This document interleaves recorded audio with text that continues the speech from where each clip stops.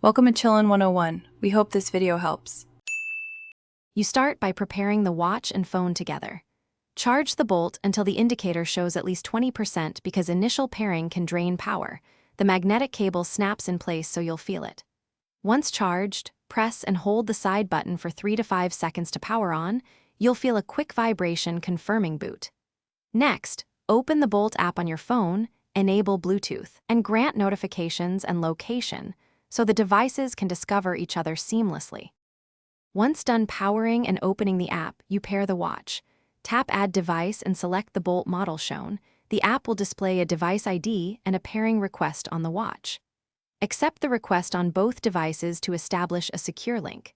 Make sure to follow prompts to sync time, install any firmware updates, and allow permissions. This prevents missed notifications. You can now customize the watch face, choose units like kilometers or miles, and set which phone alerts you want to see. You'll now use the watch daily.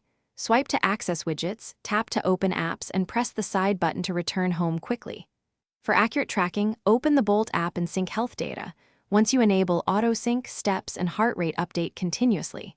If something goes wrong, don't panic, restart both watch and phone, toggle Bluetooth off and on, then retry pairing.